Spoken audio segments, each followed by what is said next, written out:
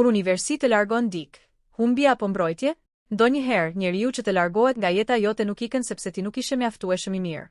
Ndoshta thjesht rrugët tuaja kishin arritur në fund. Por çfarë nëse disa ndarje nuk janë humbje? Çfarë nëse pas një dere që mbyllet fshihet një mbrojtje që ende nuk e kupton? Çfarë nëse universi largon nga jeta jote njerëz që ti vet nuk do të kishe guximin t'i lije? Ne shpesh luftojmë për të mbajtur njerëzit, kujtimet dhe marrëdhëniet që po na largohen. E quajmë dhimbje, padrejtësi, tradhti apo humbje. Por ndoshta disa largime janë mënyra e jetës për të na treguar se një kapitull ka përfunduar, sepse jo çdo njeri që humbet nga jeta jote është një humbje. Disa njerëz largohen për të të mësuar diçka, disa largohen për të të ndryshuar, dhe disa largohen për të të shpëtuar nga një version i jetës që nuk ishte i destinuar për ty. Ndarjet që nuk i kuptojmë. Ka momente në jetë kur dikush largohet papritur dhe ne mbetemi duke pyetur veten. Pse ndodhi kjo? Ndoshta ishte një mik që dikur ishte gjithmonë pranë teje, një dashuri që besoje se do të zgjaste për gjithmonë. Një njeri që kishe imagjinuar në të ardhmen tënde, por që një ditë u kthye në një kujtim. Në ato momente, mendja jon kërkon përgjigje. Kërkojmë gabimin ton. Rikthejmë bisedat në mendje. Pyetim veten nëse duhet të kishim bërë diçka ndryshe. Dhe mbi të gjitha, përpiqemi ta kthejmë pas atë që tashmë ka ikur. Por filozofia na vendos përballë një pyetje shumë më të thellë. A është çdo largim një humbje? Ndoshta jo. Sepse nëse shohim jetën vetëm nga momenti që po përjetojmë, një ndarje duket si fund. Por nëse shohim jetën si një rrugëtim të gjatë, mund të kuptojmë se disa njerëz vinë në jetën tonë për një arsye të caktuar dhe largohen pasi ajo arsye është përmbushur. Një njeri mund të vijë për të mësuar dashurinë. Një tjetër mund të vijë për të mësuar zhgënjimin. Dikush mund të mësojë besimin. Dikush tjetër mund të mësojë të mos e humbasësh më veten për hir të dikujt tjetër. Dhe ndonjëherë, personi që të shkakton dhimbjen më të madhe mund të jetë pikërisht ai që të detyron të ndryshosh drejtimin e jetës. Kjo nuk do të thotë se duhet të besojmë verbërisht se universi kontrollon çdo gjë. Por si ide filozofike mund ta shohim universin si një metaforë për rrjedhën e jetës. Gjërat ndryshojnë, njerëzit ndryshojnë, marrëdhëniet ndryshojnë dhe ne nuk kemi kontroll mbi gjithçka. Stoikët e lashtë e kuptonin shumë mirë këtë. Ata nuk na mësonin të mos ndjenim dhimbje. Na mësonin të dallonim atë që mund të kontrollojmë nga ajo që nuk mund ta kontrollojmë. Ti mund të kontrollosh mënyrën se si sillesh. Mund të kontrollosh zgjedhjet e tua. Mund të kontrollosh mënyrën se si e përballon një humbje. Por nuk mund të kontrollosh nëse dikush vendos të qëndrojë apo të largohet. Dhe ndoshta pikërisht këtu fillon nga mësimet më të vështira të jetës. Të pranosh se disa njerëz mund të jenë të rëndësishëm për ty, pa qenë të destinuar të qëndrojnë për gjithmonë. Sepse ndonjëherë ne nuk vuajmë vetëm nga largimi një personi, vuajmë nga ardhmja që kishim imagjinuar me të. Dhe kjo është shumë e vështirë për t'u lënë pas. Kur humbja bëhet mbrojtje. Ndoshta një nga iluzionet më të mëdha të njeriut është të besojë se gjithçka që humbet duhet rikthyer. Kur dikush largohet, instinkti ynë na thotë të luftojmë, të telefonojmë, të kërkojmë shpjegime, të rikthejmë kujtimet dhe të pyesim, çfarë bëra gabim? Por ndonjëherë pyetja e duhur nuk është, pse më la? Ndoshta pyetja është, nga çfarë po më largon kjo ndarje? Sepse mund të ketë njerëz që i duam, por që nuk na bëjnë mirë. Mund të ketë marrëdhënie që na japin kujtime të bukura, por na marrin qetësinë. Mund të ketë njerëz që i mbajmë fort vetëm sepse kemi frikë nga vetmia. Dhe pikërisht këtu ndarja bëhet një lloj pasqyre. Ajo na detyron të shohim vetëm papraninë e personit tjetër. Kush je ti kur ai nuk është më aty? Çfarë dëshiron vërtet? Çfarë ke toleruar për shumë gjatë? Çfarë ke harruar për veten duke u përpjekur të mbash dik tjetër? Filozofia stoike do të thoshte se nuk është gjithmonë ngjarja ajo që na shkatëron, por mënyra se si e interpretojmë atë. Një largim mund të jetë fundi një historie, por nuk është domosdoshmërisht fundi i yt. Mund të jetë fillimi i një versioni tjetër të vetes. Ndoshta pas disa muajsh do të kuptosh se ajo marrëdhënie po të mbante në një vend ku nuk po riteshe. Ndoshta pas disa vitesh do ta kujtosh atë person dhe do të thuash: tani e kuptoj pse duhet të ikte. Por ka edhe një të vërtet tjetër.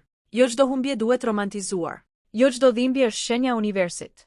Ndonjëherë njerëzit thjesht bëjnë zgjedhje. Ndonjëherë marrëdhëniet dështojnë. Ndonjëherë njerëzit ndryshojnë. Dhe kjo është pjesë e natyrës njerëzore. Mbrojtja nuk qëndron gjithmonë te fakti se universi largoi dik. Mbrojtja mund të jetë ajo që t'i ndërton pas largimit të tij. Nëse një ndarje të mëson të respektosh veten, ajo nuk ishte vetëm humbje. Nëse të mëson të vendosësh kufi, nuk ishte vetëm dhimbje. Nëse të mëson të mos e kërkosh më vlerën tënde tek dikush tjetër, atëherë nga ajo humbje ka lindur diçka e re. Dhe ndoshta kjo është arsyeja pse disa dyert mbyllen. Jo sepse pas tyre nuk kishte asgjë të bukur, por sepse përpara teje kishte një rrugë që nuk do ta shihje kurrë nëse do të vazhdoje të qëndroje aty. Prandaj, kur dikush largohet nga jeta jote, mos u nxito ta quash menjëherë humbje. Merr kohë. Dhimbja ka nevojë për kohë për të kthyer në kuptim.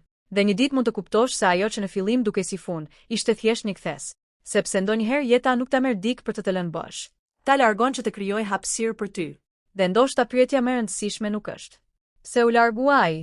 Por, kush do të bëhem unë tani që ai nuk është më pjesë e jetës sime? Ndoshta largimi ishte fillimi Ka njerëz që hyjnë në jetën tonë dhe lënë gjurmë që nuk zhduken kurrë. Edhe kur largohen, kujtimet mbeten, fjalët mbeten, mësimet mbeten. Por me kalimin e kohës, fillon të kuptosh diçka që në momentin e ndarjes nuk mund ta shihje. Jo çdo njeri që humbet duhet të rikthehet. Disa njerëz I takojnë për një periudhë të caktuar të jetës sonë. Ata ecin me ne për disa hapa, pastaj rrugët ndahen. Dhe kjo nuk e bën lidhjen e tyre të pavlefshme. Përkundrazi, ndoshta pikërisht sepse ishin të përkohshëm, prania e tyre kishte një kuptim të veçantë.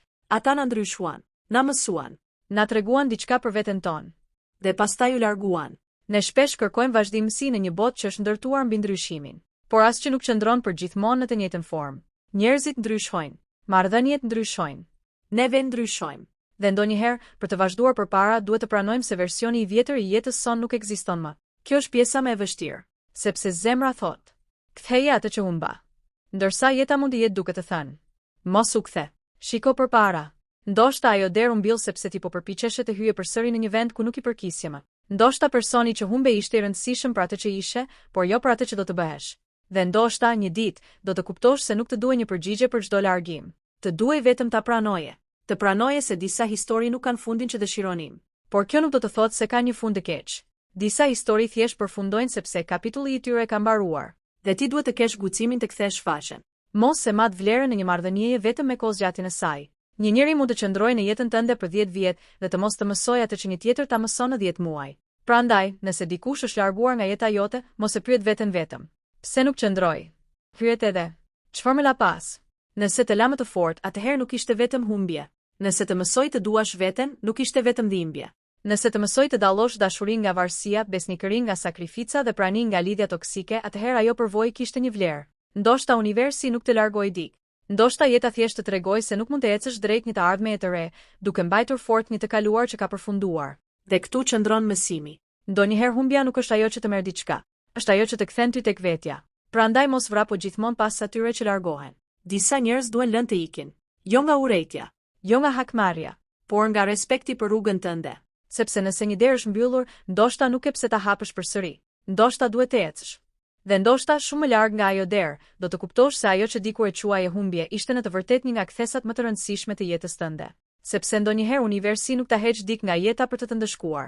Ndoshta thjesht po të mëson të mos humbasësh me veten duke u përpjekur të mos humbasësh dik tjetër. Dhe në fund, ndoshta pyetja nuk është nëse universi të largoj dik. Pyetja është: a do të kesh guximin të ecësh përpara, edhe kur nuk e di ende se çfarë të pret pas kthesës? Sepse ndoshta pikërisht atje fillon kapitulli I ri.